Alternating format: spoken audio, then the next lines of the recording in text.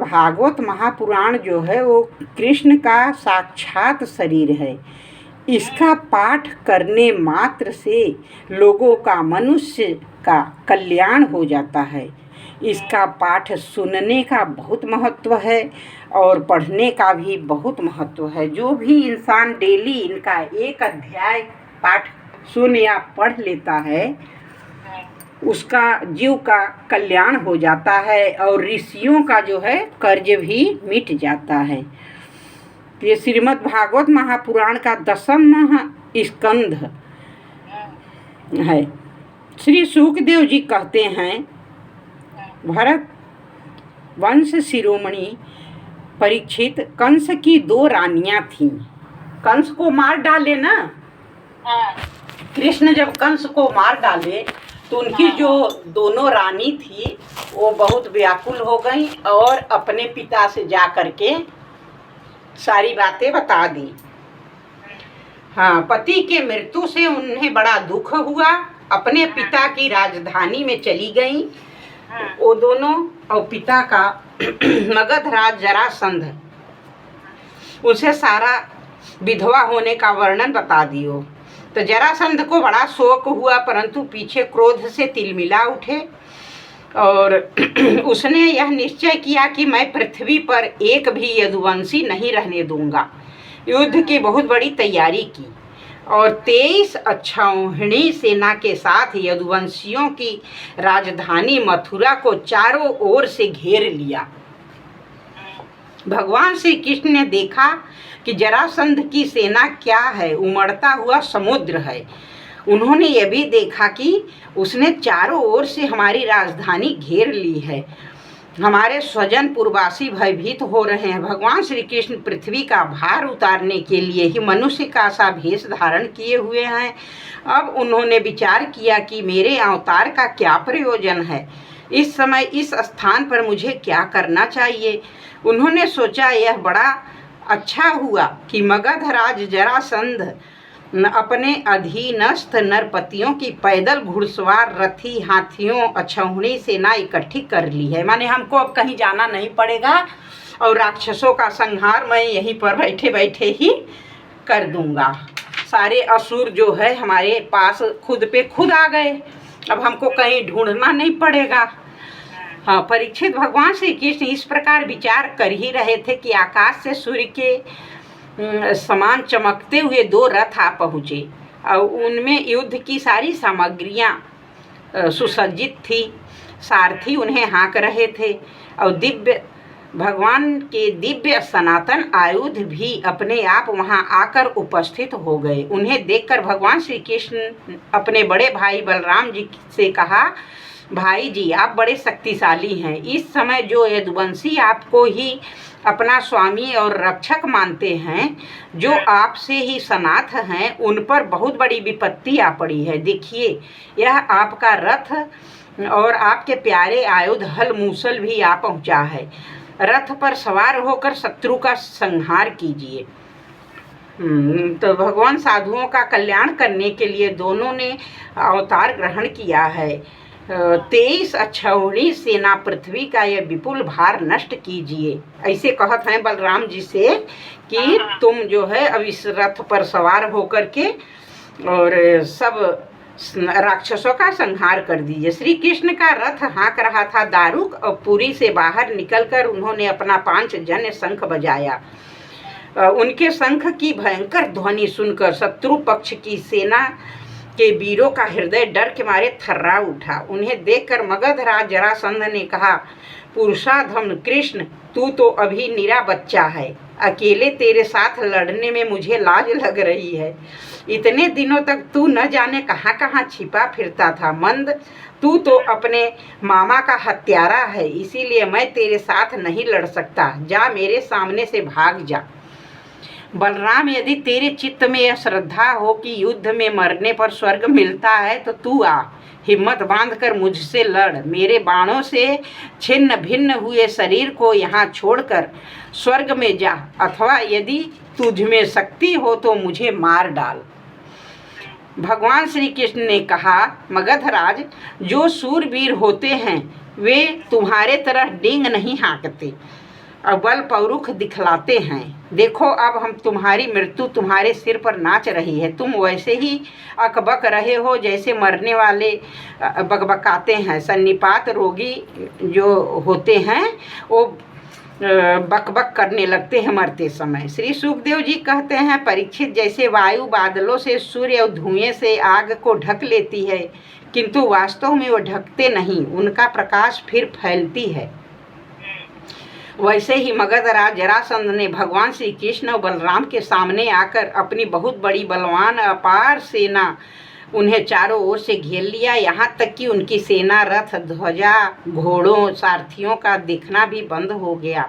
मथुरापुरी की स्त्रियां अपने महलों की अटारियों और छज्जों पर, फाटकों पर चढ़कर युद्ध की कौतुक देख रही थी।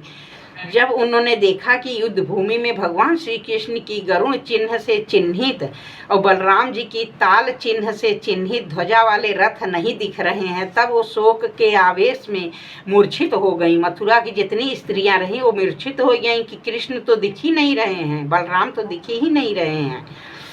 तो श्री कृष्ण ने देखा कि शत्रु सेना के वीर हमारी सेना पर इस प्रकार बाणों का वर्षा कर रहे हैं, मानो बादल पानी की अगणित बूंदें बरसा रहे हो। हमारी सेना उससे अत्यंत पीड़ित, व्यथित हो रही है। तब उन्होंने अपने देवता असुर दोनों से सम्मानित सांग धनुष का टंकार किया। इसके बाद वे तर्कस में बाण निकालने और धनुष पर चढ़ाने और धनुष की डोरी खींचकर झुंड के झुंड बाण छोड़ने लगे। उस समय उनका वह धनुष इतनी फुर्ती से घूम रहा था मानो कोई बड़े वेग से अलात चक्र लुकारी घुमा रहा हो। इस प्रकार भगवान श्री कृष्ण जरासंध की चतुरंगिणी, हाथी, घोड़े, रथ, पैदल सेना को संहार कर दिए। हाथियों के सिर फट गए, वे मर मर कर गिरने लगे। बाणों की बौछार, घोड़ों के सिर धड़ अलग हो गए। युद्ध में अपार तेजस्वी भगवान बलराम जी अपने मूसल की चोट से शत्रुओं को मार मार कर खून की सैकड़ों नदियां बहाने लगे।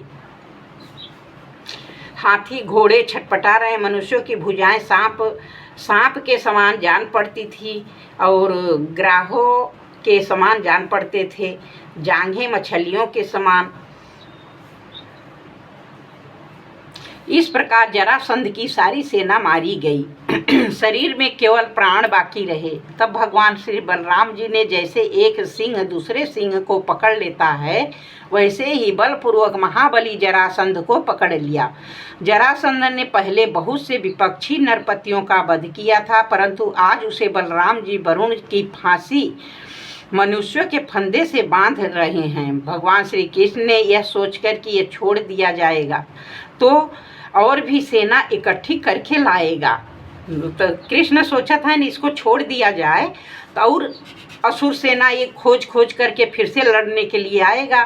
बड़े बड़े सूरवीर जरासंध का सम्मान करते थे, इसीलिए इसी बात पर बड़ी लज्जा मालूम हुई। श्री कृष्ण और बलराम ने दया करके दीन की भांति छोड़ दिए उसको। परंतु रास्ते में उसके साथी नरपतियों ने बहुत समझाया कि राजन, यदुवंशियों में क्या रखा है, आपको बिल्कुल ही पराजित नहीं कर सकते, आपको प्रारब्ध बस ही नीचा देखना पड़ा है।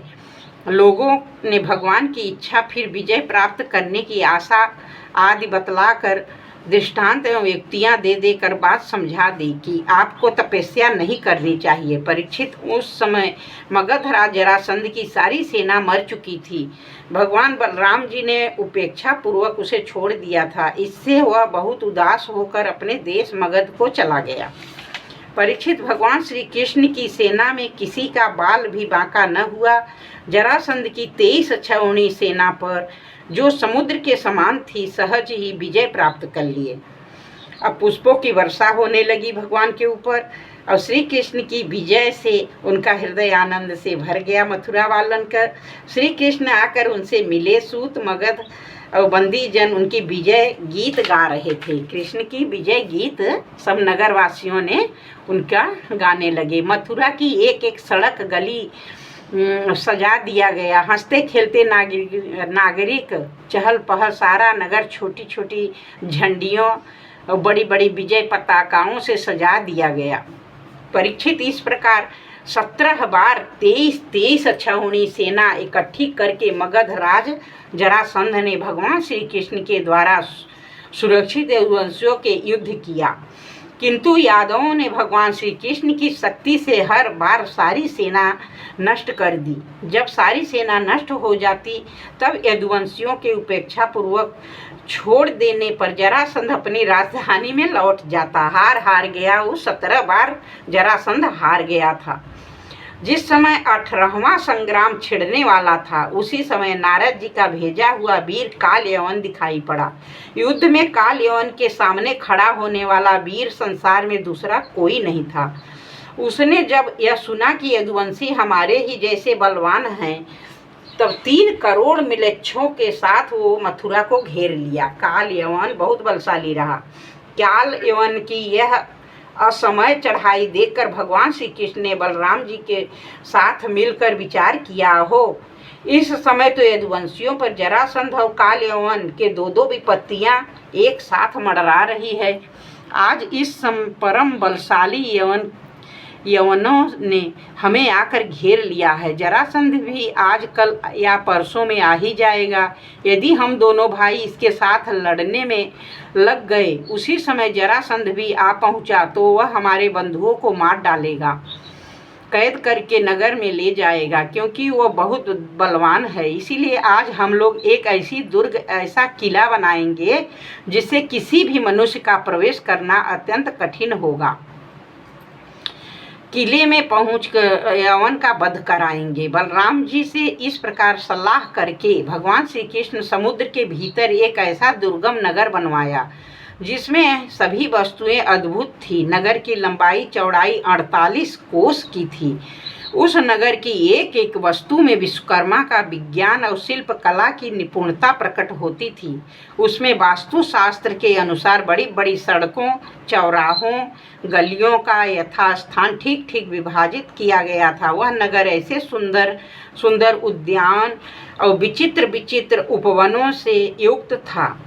स्फटिक की अटारियां, ऊंचे ऊंचे दरवाजे, चांदी और पीतल के बहुत कोठे बने हुए थे, सोने के महल थे।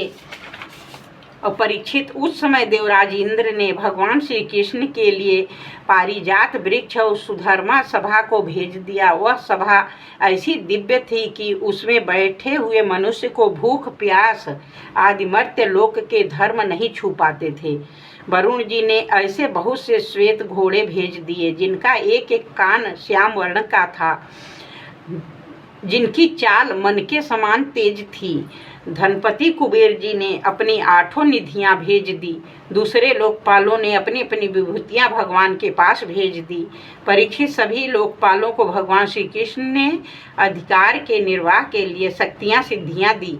जब भगवान श्री कृष्ण पृथ्वी पर अवतीर्ण होकर लीला करने लगे, तब सभी सिद्धियां उन्होंने भगवान के चरणों में समर्पित कर दी।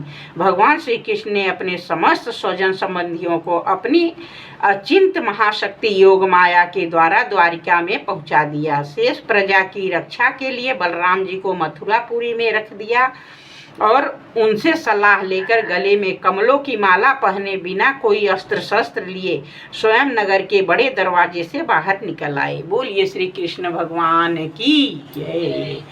आज बस एक अध्याय का पाठ है। कल यवन, काल यवन का भस्म होना और मुचकुंद की कथा कल के एपिसोड में सुनाया जाएगा। जय श्री राधे राधे।